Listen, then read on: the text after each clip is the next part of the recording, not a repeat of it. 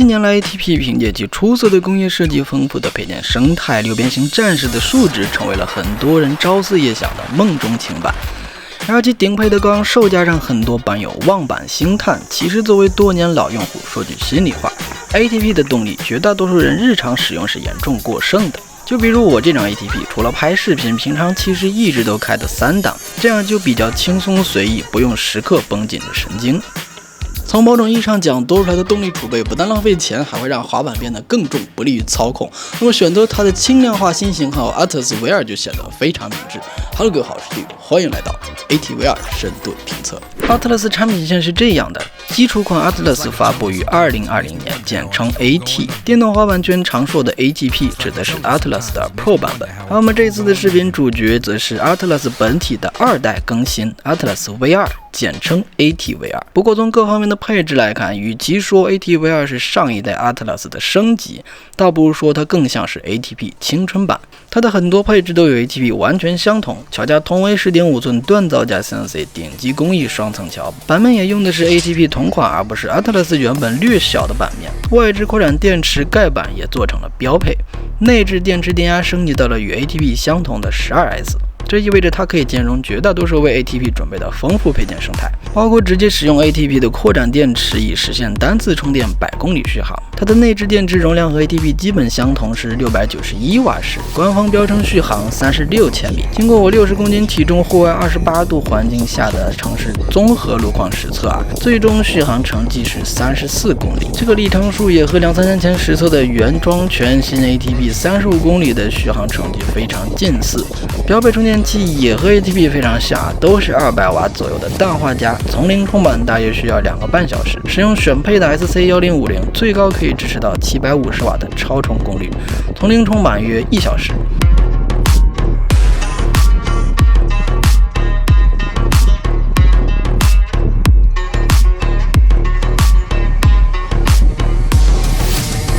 看起来它的很多参数都和 ATP 非常像，那么二者的区别到底在哪儿呢？其实主要就是整板额定功率、标配遥控器和超充电功率上限这3块。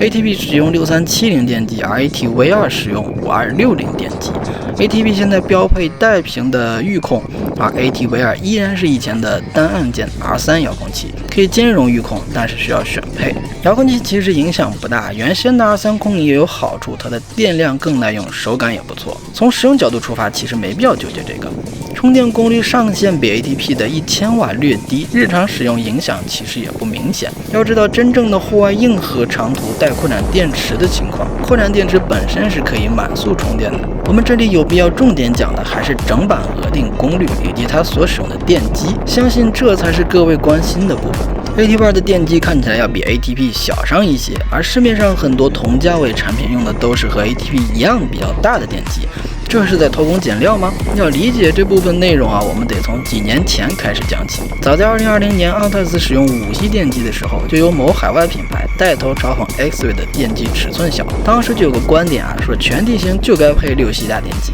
然而后续经过海外电滑博主的实际测试发现，即使在最恶劣的情况下， X-Ray 的小电机依然要比对方的大电机动力更强，反而还更不容易过热。实际上，电动滑板的动力表现由电机、电控、电池3电系统共同组成，绝大多数情况下短板都不在电机，而在电控和电池上。5系电机的潜力远没有被彻底发掘，很多小厂匆匆忙一股脑跟风上大电机，仅仅是为了让板子的外观看上去更厉害。实际上，主控和电池离喂饱6系电机的额定功率还差得远。这种情况下，更大的电机就会成为死重，对提升体验毫无帮助。真正成熟的设计师会综合考虑各种需求，进行更贴合的电机选型，拒绝单独的为大而大或者为了面子而大。另一方面，即使同尺寸的电机之间也可能会有比较大的差距。ATVR 的这对5260电机其实非常的讲究，它是好鹰一开始为 X-Ray 需求专门定制的型号，完全契合他们的产品需求。尺寸比常见5系电机的5055略大，并且在工艺标准、线圈排布、磁体标号等各方面都更讲究。同尺寸下，它的额定功率会比市面上的其他公版5系电机更大，运转也更安静。那其实这款电机给 X-Ray 定制后，好鹰那边是一直开放购买的状态，其他电动滑板品牌也可以进货，但是少有品牌愿意用，大概就是因为它的价格要比其他家的5系电机贵上不少。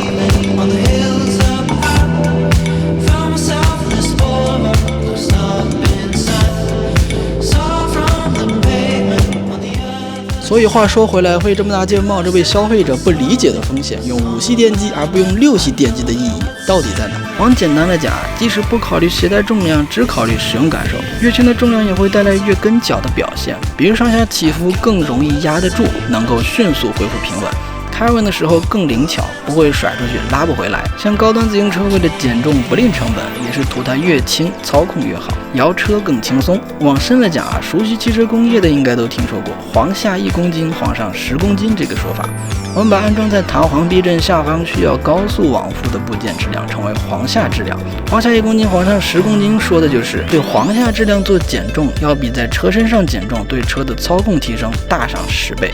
在电动滑板的桥架结构中，PU 往下的部分由于需要对地形和转向做出高速响应，就可以被看作是电动滑板的簧下质量。而这对硕大的电机很明显就是电动滑板簧下质量的绝对大头。在满足需求的前提下，选用更轻的电机对提升电动滑板的操控，尤其是4驱版本的操控帮助巨大。要知道，死亡摇摆的关键成因就是响应滞后于操控，传动部件越重，这个滞后会越明显。这样各位就理解为什么 XV 这个品牌对于盲目上大电机如此的抵触，并且愿意在别家不爱用的5系电机上下大功夫去提升它的上限。那么接下来的问题就是轻归轻，这对5系电机在 ATVR 上的表现到底如何？这些5系电机到底会不会成为限制这张滑板性能的短板呢？我们就给它一个比较严苛的使用场景，测试一下它的热平衡温度。一般电机不堪重负的最直观表现就是过热退磁，只要它不会过热，我们就可以认为电机面对的压力不算大，不会限制平台的发挥。整个过程是这样的，首先用4驱模式一路正常行驶，滑着它来到测试场地。到这里马上就测一下它的后电机39度，前电机38度，这个就是日常使用的温度状态了，可以说仅仅是温热。接下来给它上强度，切换到双驱模式，只让后面的2个电机输出，前面的2个电机睡大觉，开启最高档 T 档，然后尽量满油门去跑山，一直上坡。这种基本就是比较极限的使用场景了。平常我们跑平路是不会一直维持这么大负载的。跑到半山腰测量，后电机温度上到了47度，前电机慢慢散热降到37度。我们再跑一会儿到山顶，再次测量后电机温度达到了51度，前电机温度已经降到36度。为了确保数值准确，我们又原路下山，再一口气拉到山顶，马上测量。此时前电机已经自然冷却到了34度，而后电机依然是51度，那说明这个51度就是此时的热交换平衡点。接下来哪怕一直这么上坡满油跑到没电，它也就是51度，不会再继续升温了。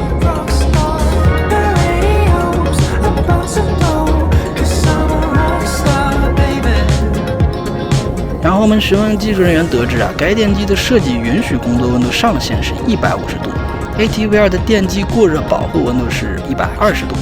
可见这套电机即使在 ATVR 上，也远没有达到它的设计瓶颈，完全不会成为限制 ATVR 发挥的障碍。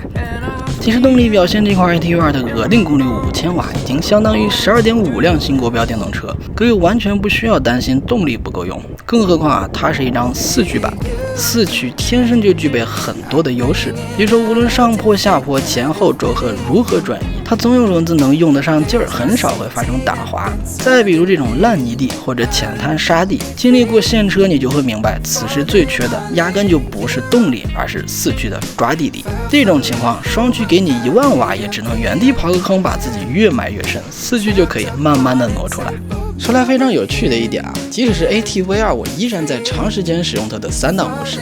这是因为 ATVR 的档位和油门设置很可能完全参考了 ATP。我们原本以为既然 ATVR 的动力是 ATP 的70%，那 ATVR 的最高档位就应该相当于 ATP 的3档。喜欢 ATP 3档动力的感觉，那换了 ATVR 就应该用4档或者 T 档，对吧？实际上不是这样的。ATVR 的3档和 ATP 的3档体验非常接近，甚至可以说一模一样。这个相似度一度让我有些怀疑自己是不是正在滑一张 ATP。如果这2张板各档位下满油门所释放的最大功率，凭借我的主观感受画一张图，大概会长这样。它们在3档的功率释放几乎重合，区别主要体现在4档和 T 档的5000瓦到7000瓦部分。所以 ATVR 和 ATP 3档感觉就非常接近，只有4档 T 档推满的风驰区域有差距。如果各位也购买了 ATVR， 我会强烈建议使用3档，这这个档位真的就非常丝滑了。不过众所周知啊，电动滑板的刹车力量是直接和峰值功率挂钩的。ATV2 的刹车峰值力量是 ATP 的70%，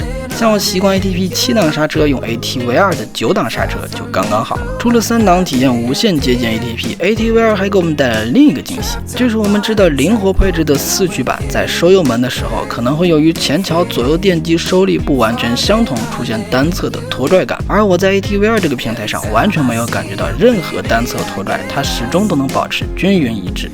实际上我收到的消息是啊，这个问题已经在这个平台上被彻底解决。由于该问题的成因大概率出在好言的底层代码上，我们并不能了解到具体的原理。反正 ATV2 已经解决了这个问题，这自然是极好的。说到灵活配置的4驱，我们知道现在市面上的有些产品啊，喜欢做成比较硬的转向，这样可以弥补各方面的不足。刚硬的桥架还会让新手盲目自信，错误的认为自己可以驾驭更高的速度，也不会发生死亡摇摆，却完全忽略了自己实际控板能力不足的问题。而灵活转向风格就会把人和板的问题暴露无遗。因此啊，原厂这篇灵活风格的调教，其实可以看作是对自己产品足够自信的表现，应该受到大力的推崇。ATV2 由于桥架本身使用 ATP 同款桥架，又做了电机减重，这套搭配的基础稳定性本身就相当好。再加上它并没有配备 ATP 那么夸张的动力啊，原厂就可以直接配成风骚灵活的配置了。它的原厂 PU 长得跟 ATP 高速成 PU 很像，实际上配方并不相同。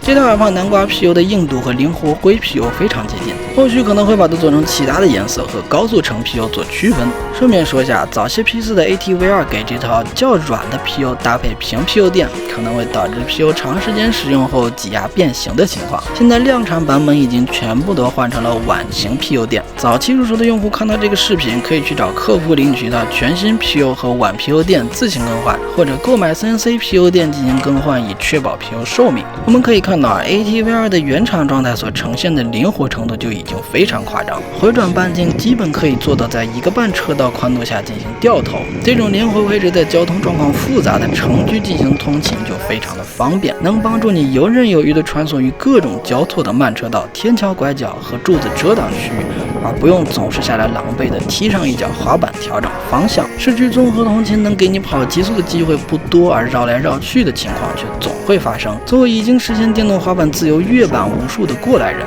我强烈建议各位多去关注电动滑板的灵活性到底够不够用，而不是盲目关注滑板的动力参数和极速信息。要知道，在如今这个全面电动化的时代，大功率正在变得越来越廉价。只要你想，就很容易把数据堆得很高，这本身已经没有什么技术含量了。真正难的是如何在保持灵活的同时，还能拥有易于驾驭的强大动力，并且还有足够的高速稳定性。ATV2 在这块做的就很不错。要知道，把灵活风格变硬很容易，而反过来很难，很可能会出现很多问题。想把它的转向变硬，只需要替换 PU， 比如说像这样用 ATP 的高速成 PU 作为基底，搭配灵活灰 PU， 就能在一定程度上同时兼顾灵活和高速稳定，或者全部换成高速成 PU， 彻底偏向高速稳定。总之啊，牢记一个原则，就是调整 PU 螺丝只是微调，关键调整还是依靠改变 PU 的硬度和更换不同的 PU 形状。不要为了调整转向而去拼命拧一个灵活风格的 PU， 那样很容易把 PU 拧爆，也依然得不到有效的支撑。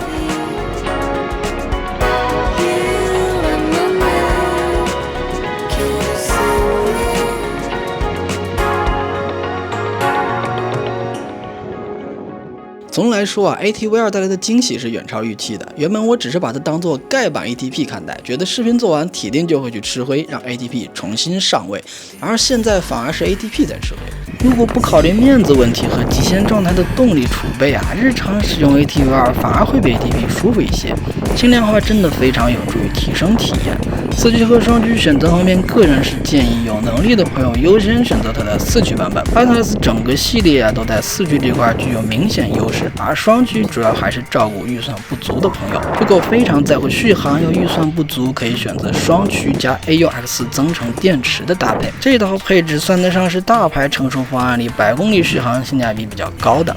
如果有中途快速补电需求，可以选择4驱加智能超充的搭配。关于 ATP 和 ATV2 该选哪个这个问题啊，其实关键就是看你对齿轮箱的需求。为了做出型号区分 ，ATV2 是无法兼容 ATP 齿轮箱系统的，并且将来也大概率不会兼容。只要你没有土路、碎石路、糟糕路况的长途通勤刚需，或者下赛道出成绩这种功率刚需 ，ATVR 就完全够用。而如果你打算完成像之前一些博主做的那种一人一板征服318的壮举，4驱齿轮箱 ATV 就会是更好的选择。关于配件搭配这块，各位想省事儿的直接抄作业就好了。首先，两只原厂选配提手是刚需，这一点哪怕是双驱最基础的配置也不会变。这提手不光方便拿板子，还可以让你侧放对滑板进行维护的时候，万一不小心翻过去，不至于蹭到电池扩展坞的顶部。这扩展坞跟碳纤上盖是一体的，蹭一下得心疼半天。然后这个脚顶在 ATVR 上其实也挺刚需。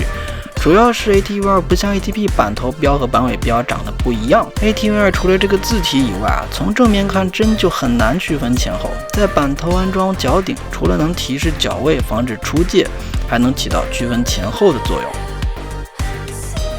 最后，这个挡泥板就可以根据当地的实际交通状况决定要不要选配了。像我这种南方多雨潮湿气候，但凡有原厂挡泥板就是必选。而且我个人也比较喜欢装上挡泥板之后的造型。最后，虽然说 ATVR 的防撞已经更换成了可以单独拆卸的款式我还是为它设计了一套自带卡扣可以牢牢固定在上面的 ATVR 专用 3D 打印防撞块。这玩意儿不但可以保护滑板不被刮掉漆，更重要的是可以保护你的地板不被金属刮花，同时还非常美观。完成文件我已经免费开源到了 MakerWorld 的中国版平台，关键词搜索 ATVR 防撞，各位可以下载来自行打印，或者找身边有 3D 打印机的朋友帮忙打印。那最后，如果想购买这款滑板，可以在某宝搜索 Xway 进入官方店铺，下单给客户发送暗号 DIV 就能享受粉丝专属折扣。